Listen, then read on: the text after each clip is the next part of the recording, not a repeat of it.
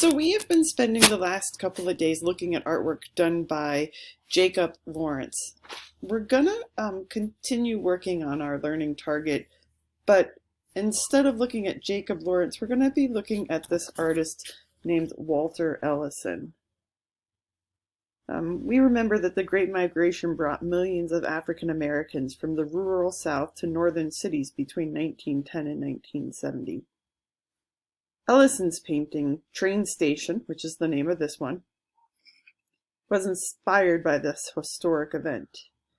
In the South, African Americans were subject to Jim Crow laws that enforced racial segregation and discrimination. They had very limited access to good jobs.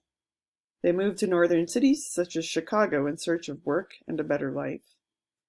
When Ellison's painting was made, the Great Depression, a period of widespread unemployment and hardship, was occurring in the United States. A government program, the Works Progress Administration, and the Federal Arts Program, was established to support artists during the Great Depression. Ellison's worked as an artist in the WPA, which stands for the Works Progress Administration. I'm going to ask you guys on your own to quietly look closely at this painting. I'm going to post in Schoology a spot for you guys to list 10 details that you notice about this painting. You're going to write down those observations.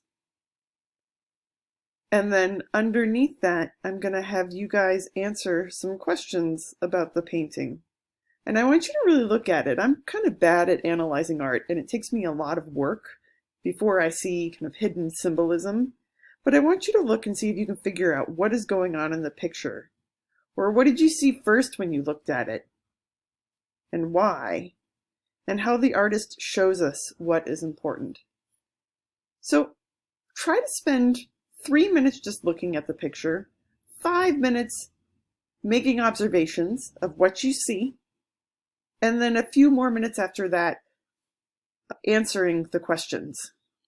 When I say answer the questions, because I'm not giving you guys a lot of work to do today, I'm expecting that we see full sentences. When you finish writing a sentence in Microsoft Word, all you have to do is hit the spacebar twice and it'll give you a period. So make sure that your sentences are ending so that it makes it easier for me to read. Thanks.